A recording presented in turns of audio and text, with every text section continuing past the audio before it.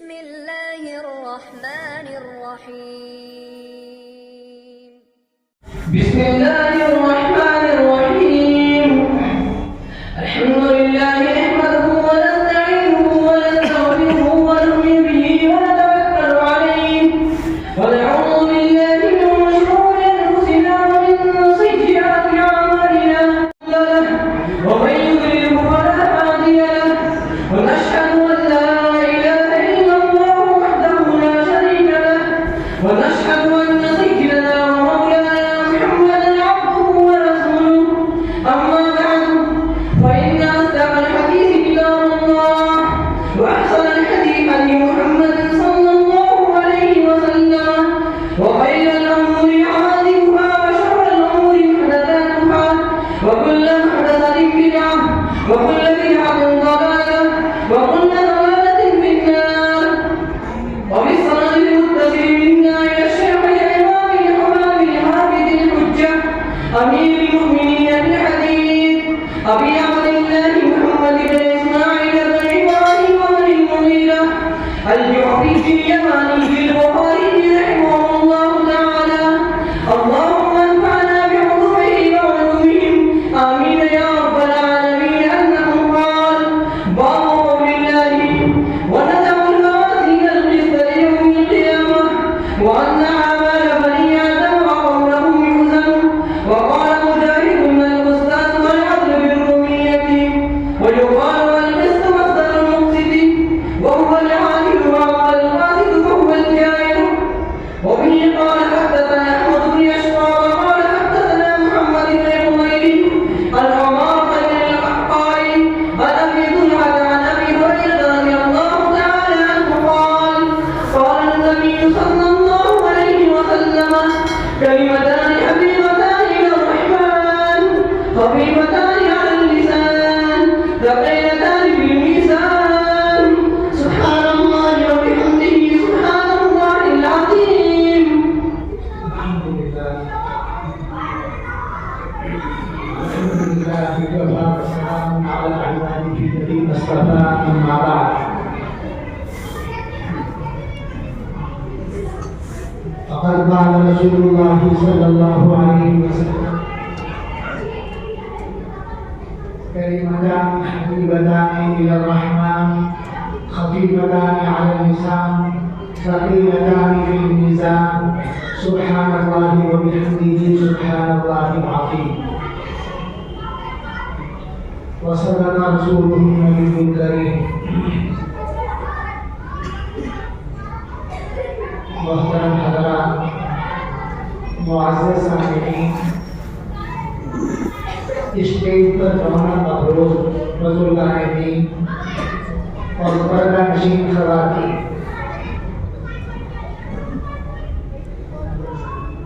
ये तो आप हज़रात के इल्म में है कि इस मजलिस का इनेकाद बुखारी शरीफ की आखिरी हदीस के दर्स के लिए मुनाफिद किया गया है। ये मजलिस बुखारी शरीफ की आखिरी हदीस के दर्ज के लिए मुनाफिद की गई है। इसमें से पढ़ने वाले तलबा या पढ़ाने वाले असातिज़ा या उनके मुतालिमीन और ख़ानदान ही के लोग मौजूद नहीं, बल्कि अल्हम्दुलिल्लाह बस्ती के वाक़िफ़ मिक़दार में लोग मौजूद। इस बिना पर मैं खिदमत था कि आने वाले शहरी हज़रात का भी हक़ है, तलबा का भी हक़ है। हदीस शरीफ की वज़ाहत ये भी ज़रूरी है और फिर साहिब किताब का तज़किरा भी ज़रूरी है, इसलिए कि किसी किताब की अहमियत और किताब की वक़्त और आज़मत उसके लिखने वाले से मुताल्लिक़ होती है। किताब का लिखने वाला जितना अज़ीम शान अज़ीम मर्तबा बावक़ार संजीदा और दीनदार होगा, उसकी किताब के अंदर उतनी ही खैर व बरकत और उतने ही कमाल होंगे। इसलिए साहिब बुखारी का भी तज़किरा जरूर समझ रहा हूँ, जिसकी बिना पर समझ नहीं पा रहा कि किस बात से मैं आगाज करूँ। क्या कहते बुखारी यानी इमाम बुखारी अलैहिर्रहमत कैसे लिखे हो, या आप हजरात के सामने किताब से मुताबिक कुछ गुफ्तगू करो और ये हदीस शरीफ पर कुछ बहस किया। आर्मी पिंजरे में करके मुझको मुझसे करवाते हैं परवाज़े बुलंद। इधर उन्वान खत्म बुखारी से मुताबिक गुफ्तगू और वक्त महदूद 35 मिनट या 40 मिनट। इसलिए मैं मुख्तसर कोशिश कर रहा हूँ कि हर मौजू से मुताल्लिक़ कुछ बातें आप हज़रात के गोश गुजार करूँ। ये अज़ीज़ तलबा जिन्होंने इस सफ़र को 8 साल पहले शुरू किया था और आज अल्हम्दुलिल्लाह इस सफ़र में अपनी मंजिल तक पहुँच रहे हैं, यानी आलिम बन रहे हैं। अल्लाह का फज़ल है कि जिस मंजिल के लिए उन्होंने सफर का आगाज किया था, आज उस मंजिल पर पहुंच रहे हैं। इनसे हमारा ताल्लुक और इनका हमसे वही ताल्लुक है कि जो एक बाप का अपने औलाद के साथ होता है, बल्कि उससे भी ज्यादा गहरा और उससे भी ज्यादा मजबूत। इसलिए कि नस्ली ताल्लुक जो होता है वो बिल किरदारी बदामने की बुनियाद पर टूट जाता है, खत्म हो जाता है। कुरान मुक़द्दस बमाके रोहन हज़रत नूह अलैहिस्सलाम के बेटे के बारे में ऐलान करता है, इन्नहु लैसा मिन अहलिही इन्नहु अमलुन गैरु सालिह। तुम्हारा बेटा तुम्हारा नहीं, इसलिए कि वो बदामल है। आपके घर में बदामली करने वाले का क्या नाम, हालांकि वो उनके घर में पैदा हुआ। हज़रत नूह अलैहिस्सलाम उसके बाद उनके नुस्खे से वो पैदा हुआ, लेकिन बदामली की बुनियाद पर अल्लाह तबारक व तआला ऐलान करते हैं, इन्नहु लैसा मिन अहलिही इन्नहु अमलुन गैरु सालिह। लेकिन ये दीन ताल्लुक इस्लाम की बुनियाद पर ताल्लुक, तालीम ताल्लुक की बुनियाद पर जो ताल्लुक होता है, इस्लामी ताल्लुक होता है, दीनी ताल्लुक होता है, ये कभी खत्म होने वाला नहीं। क़यामत तक ये ताल्लुक बाकी रहेगा। इन्नमल मुमिनूना इख़्वा, कुरान इसी का ऐलान कर रहा है कि दीन की निस्बत पर जो उख़्वत और भाईचारा कायम होता है वो कभी खत्म होने वाला नहीं होता। तलबाए अज़ीज़ हमारी औलाद है, इनका भी हक है और इनका दौर खत्म होकर दूसरे दौर का आगाज होने जा रहा है। इनसे भी कुछ जरूरी गुफ्तगू करना आइंदा जिंदगी से मुताल्लिक़ जरूरी समझ रहा हूँ। इसलिए मैं सबसे पहले इख्तिसार के तौर पर साहिब किताब यानी इमाम बुखारी का कुछ तज़किरा कर रहा हूँ। अभी हमारे मुकर्रम मुअज़्ज़ज़ मुफ्ती तारिक साहब की जुबानी आपने सुना कि इस किताब का लक़ब असहुल कुतुब बाद किताबिल्लाह है। तलबाए अज़ीज़ को बताया जा चुका, अवाम नास में सुन लें कि इस किताब का असल नाम अल जामिउल मुसनदुस सहीह मिन उमूरी रसूलिल्लाह सल्लल्लाहु अलैहि वसल्लम व सुननिही व अय्यामिही है। लंबा नाम है,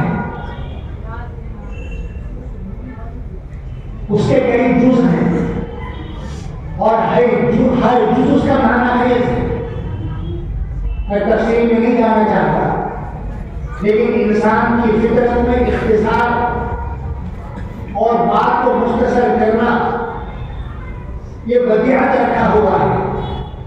इसलिए अवामुन नास में इस किताब को बुखारी शरीफ के नाम से याद किया जाने लगा।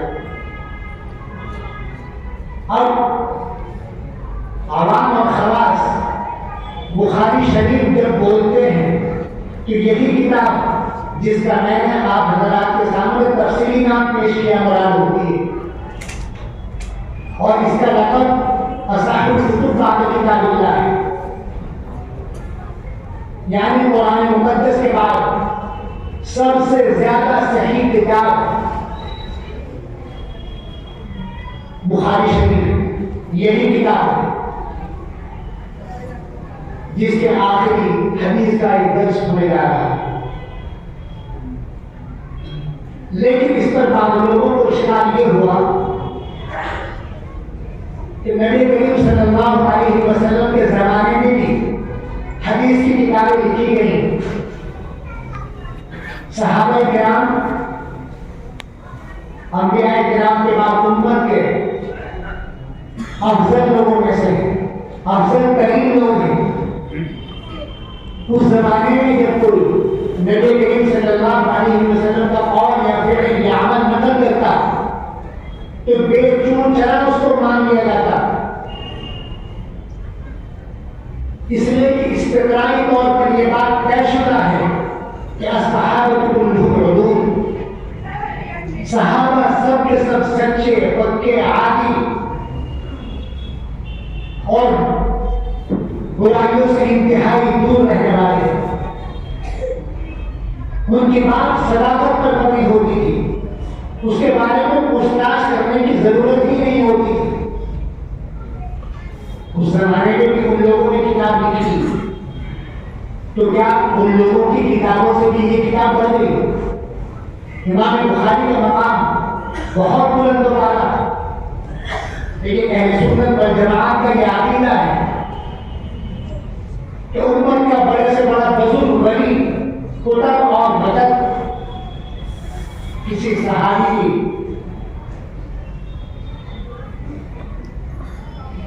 जंग और दावत और तबलीग में जाने के वक्त जो पैर को हाथ लगी है उसकी बराबरी नहीं हो सकती।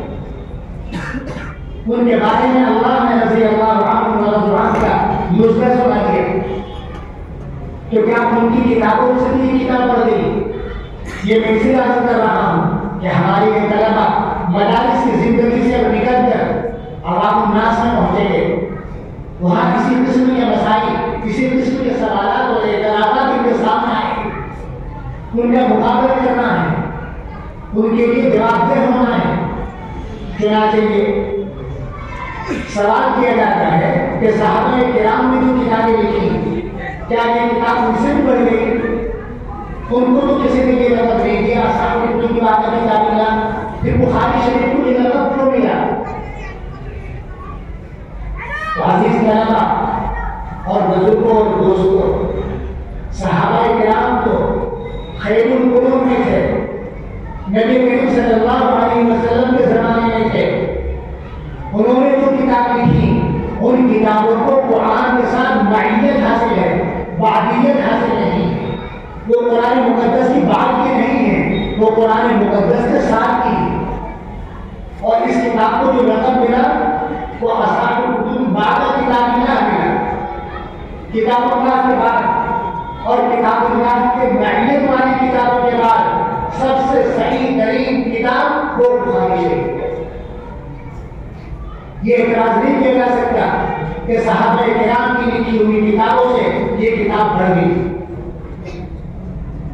असल बात यह है कि जब इमाम बुखारी अलैहि रहमत का दौर आया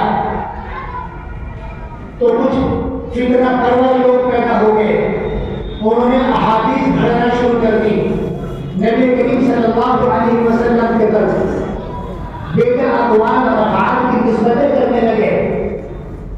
तो अब जरूरत पड़ी कि छानबीन करके ऐसी किताब लिखी जाए कि जिसमें सही तरीन रिवायतें हों,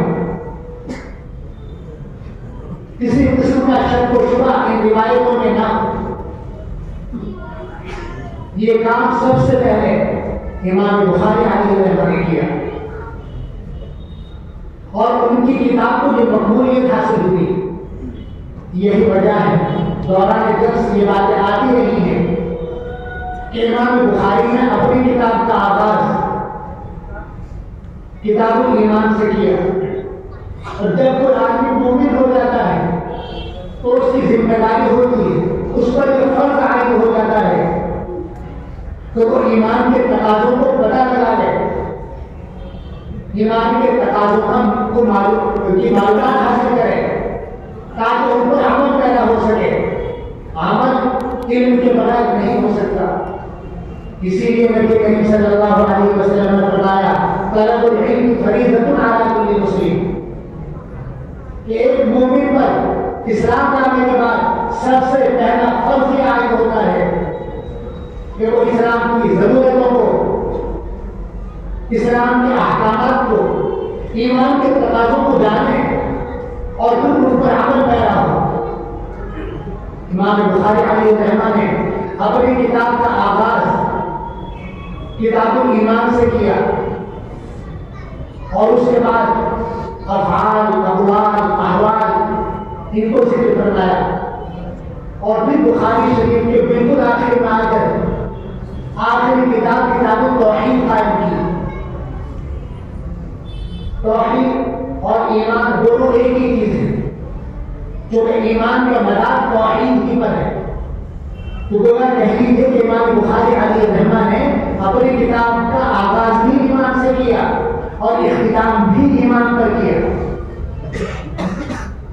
ये इमाम बुखारी अलैहिर्रहमत की कमाल ज़कावत, दिक्कत नजरी और वुसअत इल्म की एक अहम दलील है दुनिया में, जिससे उन्होंने इशारा कर दिया इस बात की जानी कि कामिल मोमिन बनने के लिए, जन्नत में बराह रास्त दाखिल होने के लिए इब्तिदा से लेकर इंतहा तक मोमिन रहना जरूरी है। ईमान पर जिंदगी गुजारें और ईमान ही पर खात्मा हो तो जन्नत मिलेगी। लेकिन ईमान लाने के बाद उससे बेजार हो जाना, दस्तबरदार हो जाना, मुर्तद होना, ये खसारे का बात है, बर्बादी का जरिया है। फलाह और कामयाबी जब भी मिलेगी जब ईमान लाने के बाद मरते दम तक ईमान पर बरकरार है। इसीलिए इमाम बुखारी ने किताबुल ईमान से आगाज किया और किताबुल तौहीद पर अपनी किताब को खत्म किया। फिर इमाम बुखारी अलैहिर्रहमत बचपन ही से बड़े ज़हीन और फकीह तो थे ही, लेकिन उनके दिल के अंदर ये दायरा पैदा हुआ कि मैं इन्हें हदीस हासिल करूं। चुनांचे 10-10.5 साल की उम्र में मकतब से निकलकर मुहद्दिसीन के यहाँ हदीस पढ़ाने वालों के यहाँ जाना शुरू कर दिया। अभी उम्र 11, साढ़े 11, 12 साल की हुई थी। इतना फजल और कमाल, मेहनत और मशक्कत करके अपने अंदर पैदा किया कि बड़े बड़े मुहद्दिसीन की गलतियां पकड़ने लगे। मैं वाक़यात में जाना नहीं चाहता। उसके बाद और बड़े हुए तो अपनी मालिका मुहतरमा और अपने भाई के साथ सफर हल पर गए। उस वक्त इमाम बुखारी अलैहिर्रहमत की उम्र 16 साल की थी। 16 साल की उम्र में कुतुब-ए-मुतदावला और उस जमाने के मुहद्दिसीन की लिखी हुई किताबें तकरीबन सब याद कर चुके थे। अब हरम शरीफ पहुंचे और भाई साहब और वालिदा मुहतरमा को हज करने के बाद वापस कर दिया। आप इल्म हदीस की पढ़ाने की बुनियाद पर और हुसूल इल्म की वजह से मक्का मुकर्रमा में रहे। फिर हुसूल इल्म के लिए सफर करके मदीना मुनव्वरा पहुंचे। 18 साल की उम्र की एक उम्दा तरीन किताब फ़ज़ाइल सहाबत व ताबईन के नाम से लिखी, जो बड़ी मशहूर हुई, अहले इल्म और मुहद्दिसीन फुक़हा के दरमियान बड़ी मक़बूल तरीन। मैं तलबा अज़ीज़ को बताना ही चाहता हूँ कि इमाम बुखारी जद्दोजहद कर रहे हैं, मशक्क़त बर्दाश्त कर रहे हैं, सफ़र की सहूलतें उठा रहे हैं, लेकिन फिक्र ये है कि मैं हदीस का इल्म हासिल करूँ, लोगों के लिए हदीस का ज़ख़ीरा जमा करूँ। चुनांचे वक्त आया तो उन्होंने बुखारी शरीफ लिखने का आज़म और इरादा किया। 6 लाख हदीसों में से 16 साल की मुद्दत में इमाम बुखारी ने ये ज़ख़ीरा हदीस जमा किया, जिनकी कुल तादाद तो लगभग 10,000 है, लेकिन इनमें मुकर्ररात भी हैं, मुताबिआत भी हैं। इस तरह के अल्फाज़ हैं जिनको तलबा समझते हैं, उनको अलग कर दिया जाए तो 2000 कुछ हदीस बुखारी शरीफ के अंदर मौजूद,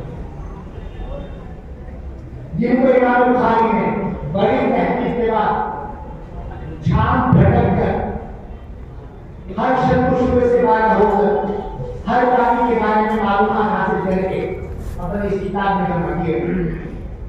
और हर हदीस के लिखने पर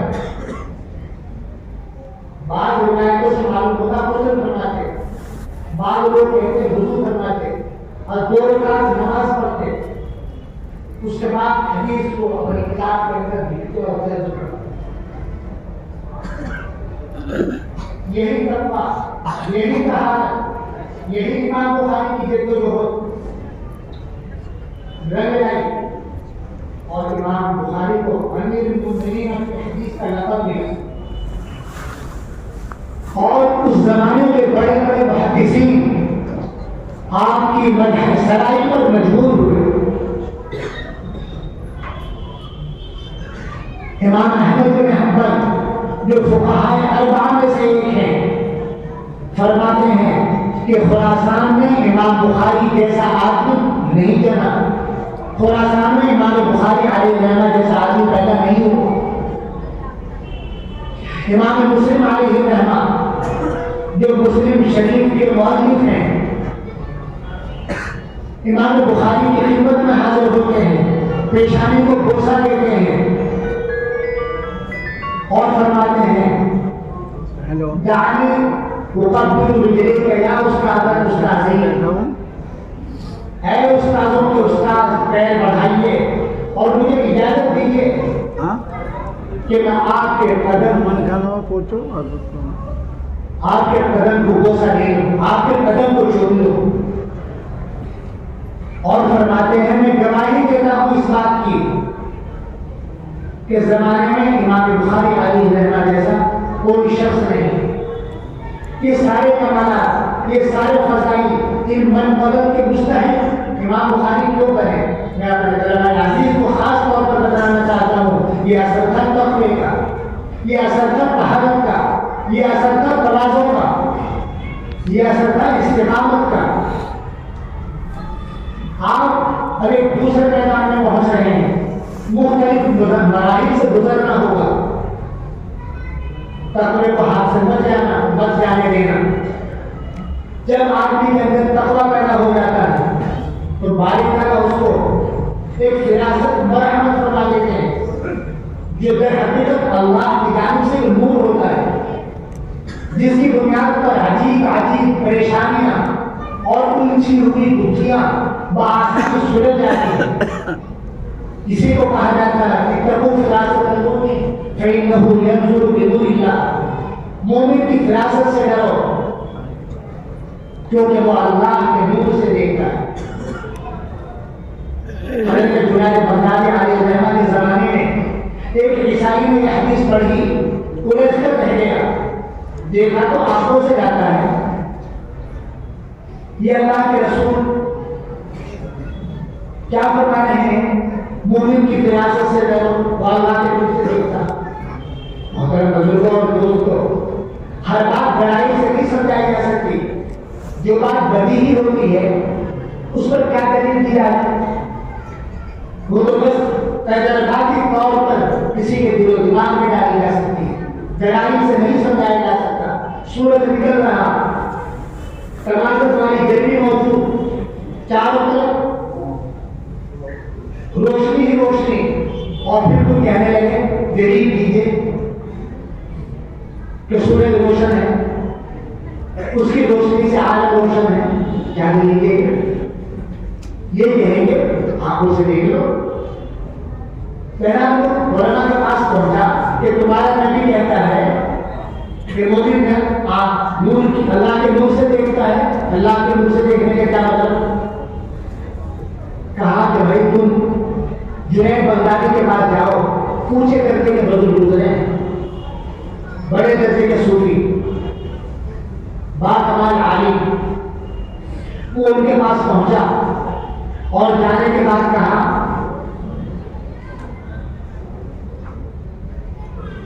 अस्सलाम वालेकुम। आपका सलाम को सलाम किए। हजरत जुनैद बगदादी अलैहिर्रहमत फरमाया हदाकल्लाह, अल्लाह मुझको हिदायत दे। गैर ईमान वाला जब सलाम करे तो उसको जवाब देने के लिए तरीका है। उन्होंने कहा कि हजरत मैं तो जब लोगों से सलाम करता हूँ, अस्सलाम वालेकुम कहता हूँ, तो मेरे सलाम के जवाब को वालेकुम सलाम कहते हैं। आपने मेरे सलाम के जवाब में हदाकल्लाह क्यों कहा? अल्लाह मुझे हिदायत दे। हज़रत जुनैद बगदादी ने फरमाया कि तकू फिरासतुल मोमिन फइन्नहु यंजुरु बिनूरिल्लाह, मोमिन की समझदारी से डरो, कामिल मोमिन अल्लाह के नूर से देखता है। तू ये चोगा पहनकर, इस्लामी लिबास पहनकर मेरे सामने हाजिर हुआ, मैं जानता हूं कि तुम ईसाई मुसलमान नहीं, और अस्सलाम वालेकुम के जवाब में वालेकुम सलाम का मुस्तहिक मुसलमान होता है, ईसाई नहीं होता। ये जुनैद बगदादी की फिरासत थी। इमाम बुखारी अलैहिर्रहमत ने तक़वा को अपनाया, तहारत को अपनाया, तवाज़ु को अपनाया, इबादत को अपनाया, तो अल्लाह ने ऐसी समझ बूझ को अता फरमाई तो उन्होंने ये मेयारी किताब निकाली। इसमें हम सब के लिए इज्जत है कि हम तक़वा इख्तियार करें, तहारत को अपनाएं, दुनिया से मुतासर होकर दुनिया के झमेलों में ना उलझें। इंशाअल्लाह फिरासत ईमानी हमारा मुकद्दर हो जाए। बहरहाल इमाम बुखारी अलैहिर्रहमत ने इसलिए बताया कि हमारे तलबा अजीज खास तौर पर और आवाम नास आम तौर पर इस बात को अपने ज़हन दिमाग में बिठा लें कि तक़वा और तहारत और अहकाम पर पाबंदी ये कमालात तक पहुंचाने का जरिया और वसीला है। अगर कोई आदमी कमाल हासिल करना चाहता है तो दो चीज पहले से बांध ले, तक़वा और इताअत, बुराइयों से बचना और अवामिर पर अमल पैरा होना। तक़वा को जो मुश्किल काम नहीं है। हज़रत उमर रज़ी अल्लाह तआला अन्हु ने उबय इब्न कअब रज़ी अल्लाह अन्हु से पूछा तक़वा क्या चीज है? फरमाया तुम कभी किसी झाड़ झंकार वाले रास्ते से गुजरे हो? कहा कि हाँ। जब वो रास्ता तब हो, दोनों जाने उसके कांटों वाले दरख्त खड़े हुए हो, वहां से आप गुजरे हो? हाँ गुजरा हूं। ये कैसे गुजरे? फरमाया कपड़ों को समेट कर, बदन को जरा दबाकर, इधर उधर देखते हुए सबसे बच बचा के। फरमाया यही तक़वा है। दुनिया से तो मगर नहीं, अल्लाह ने यहाँ भेजा है, हमें यहाँ रहना है, लेकिन जो मनाही है अल्लाह और उसके रसूल ने जिन चीजों से हमें रोका है, बस उनसे रोकना है, देख भाग कर आगे बढ़ना है, उनमें किसी से नहीं उलझना है, और जिन कामों को करने का हुक्म दिया उनको बजा लाना है।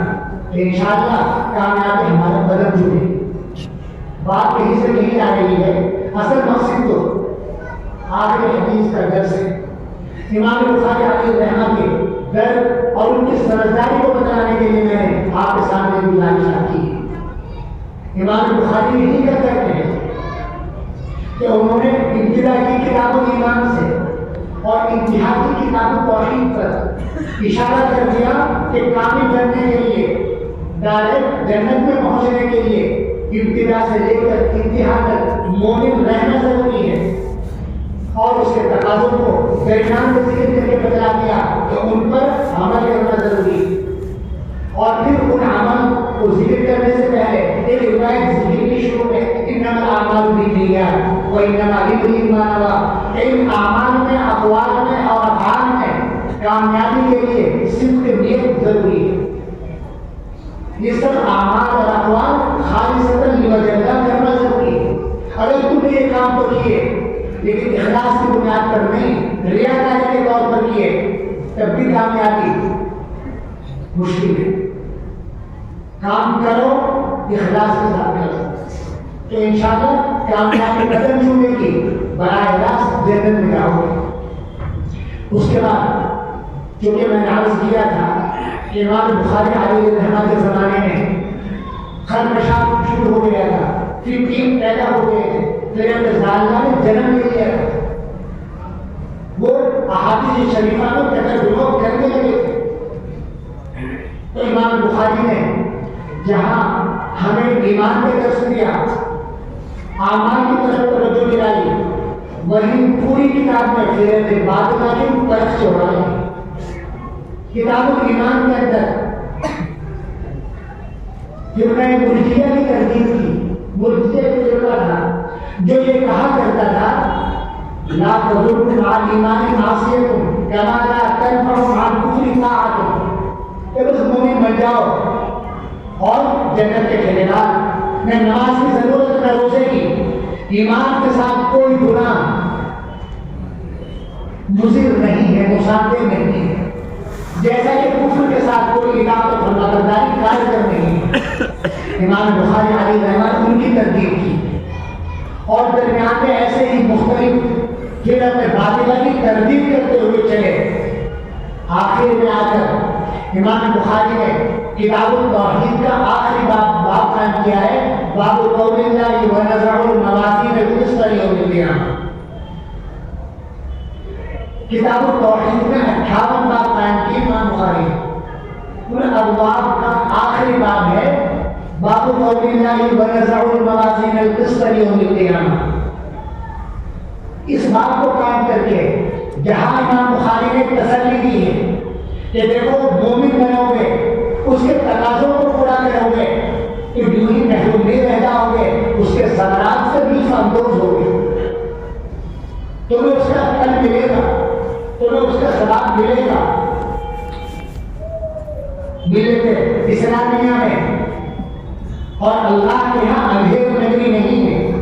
मोमिन बनो, अमल करो, सवाब और अजर के मुस्तहिक बनो।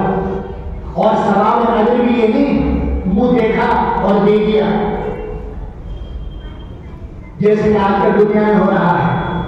अपनों को सराहा जाता है, अभियान को नजरअंदाज कर दिया जाता है। नहीं, बारीकाना मीज़ान अदल कायम करेंगे और इंसाफ के साथ जितने अमल किए होंगे, जिस इखलास के साथ किए होंगे, बारीकाना ठीक इंसाफ और अदल के साथ पूरा सवाब महफूज फरमाएंगे। यही नहीं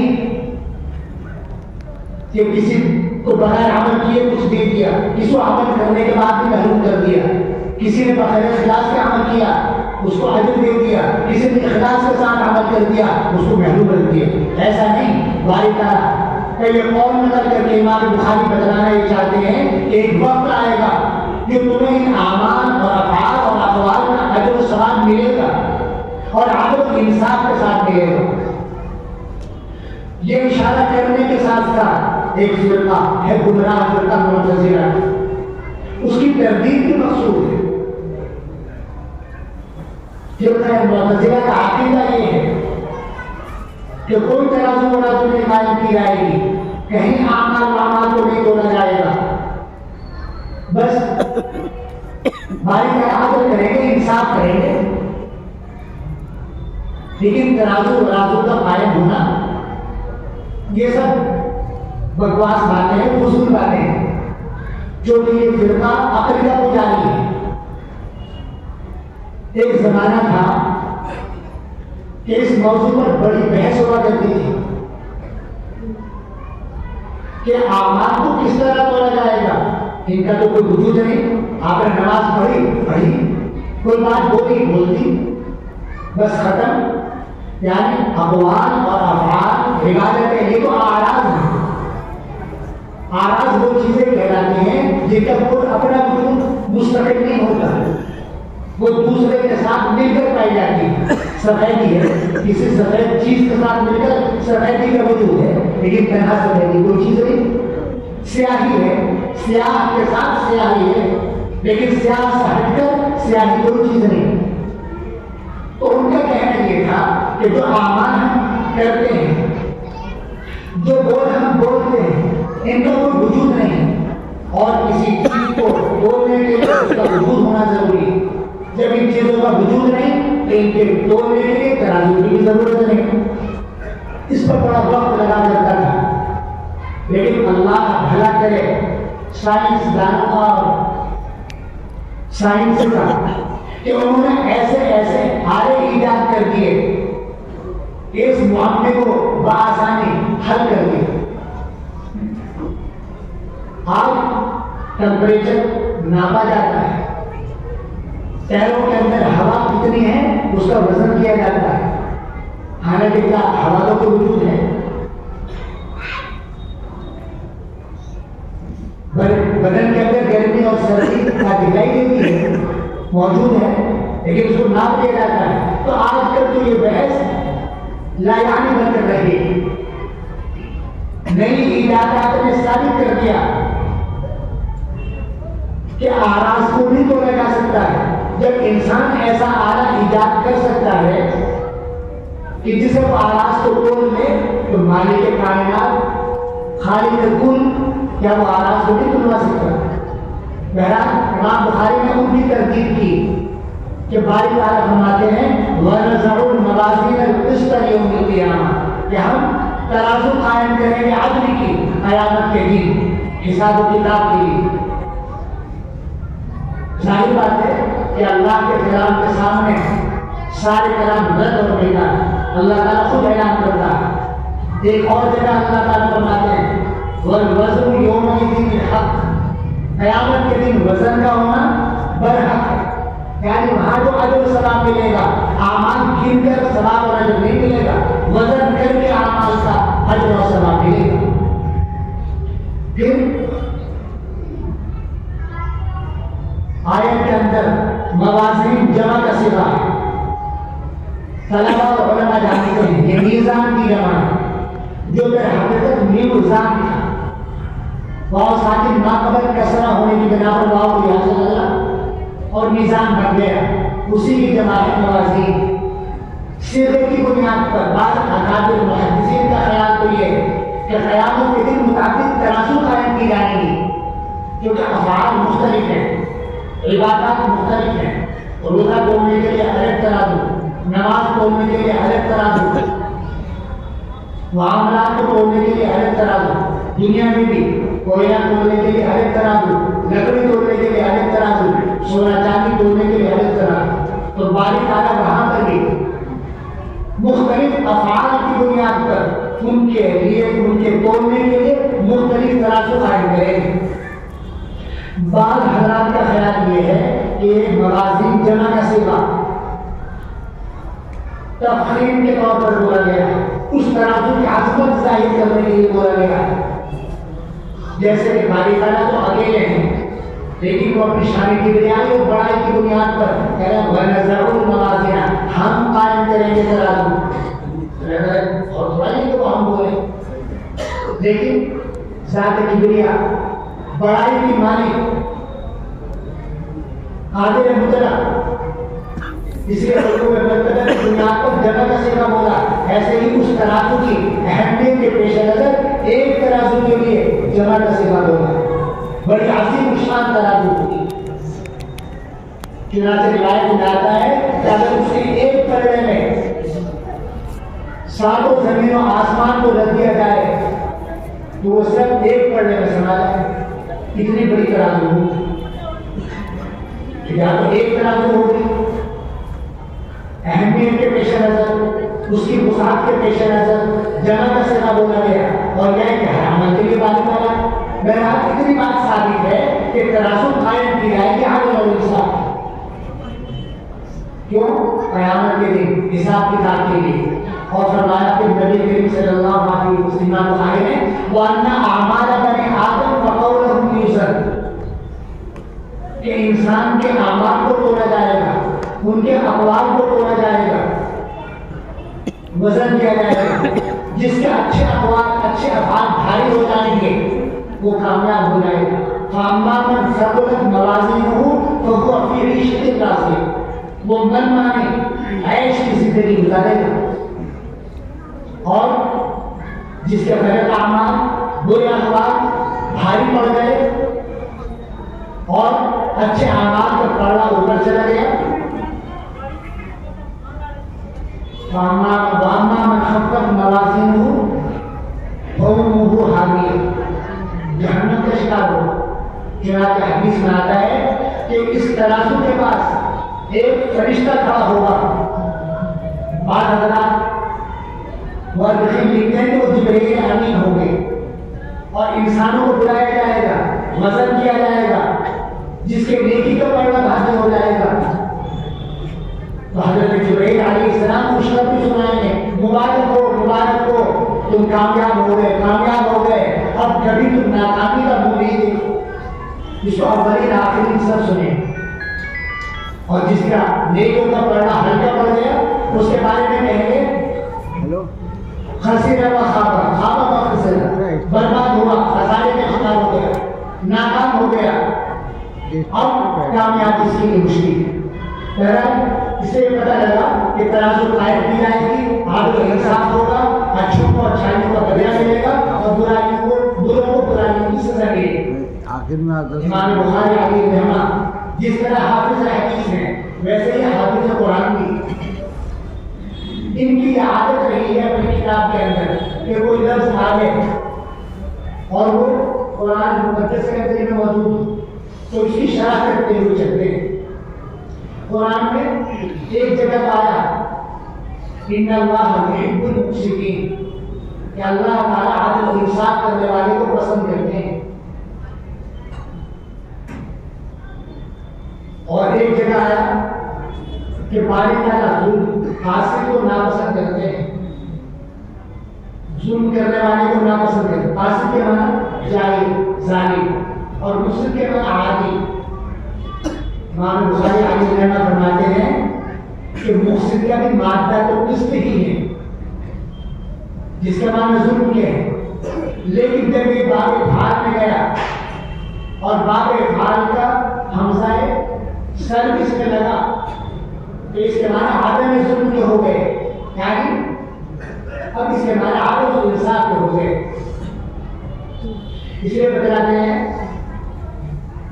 हज़रत मुजाहिद अलैहि रहमत का हवाला देकर कि किस्तास और कुस्तास इसके माना आदम के हैं रूमी जुबान में। एक बचकाना इश्काल यहाँ ये भी होता है कि ये लफ्ज़ कुरान का है और हज़रत मुजाहिद कह रहे हैं कि किस्तास के माना इंसाफ के रूमी जुबान का लफ्ज़ कुरान में आने के क्या बारी ताला का बयान कर रहे हैं। इन्ना अंज़लनाहु कुरानन अरबिय्या, हमने कुरान को अरबी में उतारा। और हज़रत मुजाहिद कह रहे हैं कि ये लफ्ज़ रूमी जुबान का है, कुरान में इस्तेमाल हुआ और इसके माना भी है।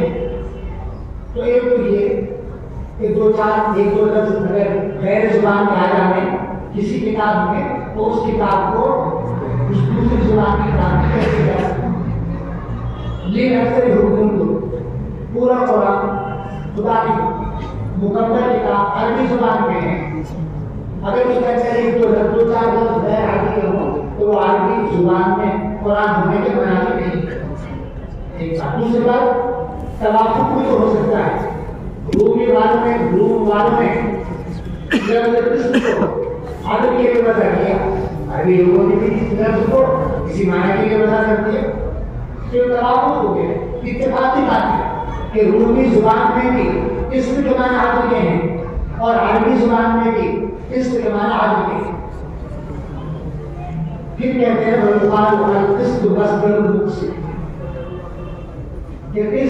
ये मुक़सिद का मसदर है। मुक़सिद इसमें फाइल बातें फालता और किस मसदर है मुजर्रद का। मज़ाहिर ये बात समझ से बाहर है। जवाब जरा सुने कि यहाँ पर मसदर बनाने मारता है। अब मतलब क्या होगा अल-क़िस्तु मादतुल मुक़सिदी। ये मुक़सिद भरे वाले का इसम फाइल है, लेकिन इसके अंदर ज़वाइद है। उन ज़ायद अल्फाज को अलग कर दिए, मादा जो बचेगा वो किस्त ही रहेगा। लिहाजा अल-क़िस्त ये मुक़सिद का मादा है, जिसके माना आदिल है। मुक़सिद का माना आदिल है। और वामल कासिद को हुवल जाहिद, कुरान में जिक्र आया है वामल कासिदुना फकान भी जहन्नम लानतल्लाह। जालिम लोग, बेइंसाफ लोग जहन्नम का ईंधन बनेंगे। इधर भी किस तरह से इमाम बुखारी फरमाते हैं कि कासिद के माने है जालिम और मुक़सिद के माने है आदिल। तो जो कि मुक़सिद एक साथ से इसम फाइल है, उसमें हमजा सर्वे माखज़ का है। जुल्म को सर्व करके आगे बातें हैं। इमाम बुखारी के लिए कहना कि अम्मल कासिद को हुवल जाहिद, अपने बेटा बिल्कुल दुरुस्त और सही है, क्योंकि सर्व माखज़ का इसमें कोई लफ्ज़ नहीं। आगे हदीस शरीफ शुरू हो गई। इमाम बुखारी अलैहिर्रहमा ने इस हदीस को अपनी किताब में 3 जगह जिक्र किया है। एक किताब सहाबात में, दूसरी किताब ऐमान नुज़ूल में, और तीसरे यहाँ किताब तौहीद में। और तीनों जगह इमाम बुखारी ने अलग अलग उस्तादों का नाम दिया। किताब तामात में इमाम बुखारी के उस्ताद है ज़ुबैर इब्न हारिस, और किताब ऐमान नुज़ूल में इमाम बुखारी के उस्ताद हैं कुतैबा इब्न सईद, और यहाँ इमाम बुखारी के उस्ताद हैं अहमद बिन अशकार। इमाम बुखारी की कमाल हज़ाक़त को समझिए, उनकी नूरानी फ़िरासत का अंदाजा लगाइए। वो अपने दूसरे उस्ताद का भी हम नाम ला सकते थे, लेकिन उन्होंने खास तौर पर अहमद बिन अशकार का नाम जिक्र किया। क्यों? शुरू किताब में जो रिवायत जिक्र की थी उसमें अपने उस्ताद हुमैद का नाम जिक्र किया। हुमैद और अहमद दोनों का माता है हमद। पूरे इमाम बुखारी ने इस नाम को लाकर इशारा कर दिया इस बात की जाने कि अलहम्दु अव्वलन व आखिरन, हर काम के शुरू में भी हम होनी चाहिए ताकि उसकी बरकत से वो काम तकमील तक पहुंचे, शुरू फितन से महफूज रहे, और आखिर में भी हम होना चाहिए ताकि उस काम की और बढ़ोतरी और तरक्की हो। जो हम शुक्र, मतलब किसी काम के होने पर या करने पर शुक्र अदा किया जाता है तो बाकी उसको बढ़ोतरी पैदा बनाते हैं। अल्लाह का ऐलान है लेकिन शकरतुम लाज़िदन्नकुम व इन कफरतुम इन अज़ाबी लशदीद। इमाम बुखारी बता रहे हैं हर काम के शुक्र अदा करना है। सुब्हानल्लाहि व बिहम्दिही सुब्हानल्लाहिल अज़ीम, ये 2 कलमे हैं जो अल्लाह को बड़े महबूब और प्यारे, यानी इनका कहने वाला अल्लाह को पसंदीदा और मकबूल है। जुबान पर हल्के फुल्के, कोई लफ्ज़ इसमें शिद्दत का नहीं है, और लिसान अमल में बड़े भारी, इनका अजर सवाब हुआ। वो 2 कलमे क्या है? सुब्हानल्लाहि व बिहम्दिही सुब्हानल्लाहिल अज़ीम। इस बात का ख्याल रखें, मैंने इमाम बुखारी की जो अहवाल जिक्र किए उनको जिक्र करने का मकसद आप हज़रात के लिए नसीहत करने का तो मेरा कोई नहीं है, लेकिन इशारा तो बतलाना चाहता हूँ कि इमाम बुखारी को ये फ़ज़ाइल मनाक़िब और ये मनाक़िब को हासिल हुए कि तक़वे तहारत और कमाल इबादत की बुनियाद पर हुए, अपने आप को इन चीज़ों का खुद बनाएं और हालात से मुनासिब होकर इन चीज़ों को अपने हाथ से करें। अल्लाह तबारक व तआला तौफीक मरहमत फरमाए। व आखिरु दावाना अल्हम्दुलिल्लाह। आमीन।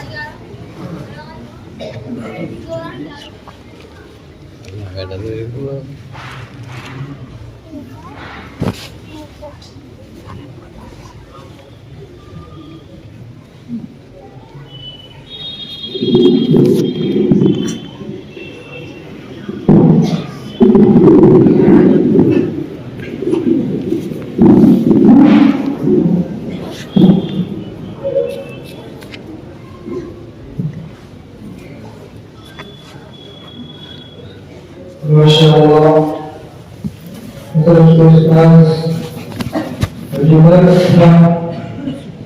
मुझे दर्स नहीं था, बल्कि दर्स के साथ साथ वाज भी था, तकरीर भी थी और तमाम हाज़रीन बल्कि जितने उलमा तशरीफ हुए उन तमाम के लिए इसमें जामे नसीहत भी मौजूद थी और खासतौर पर हदीस के लिए भी इसमें हज़रत वाला ने अहम नसीहतें फरमाई और इमाम बुखारी रहमतुल्लाह अलैहि मुख्तसर हालात आपके सामने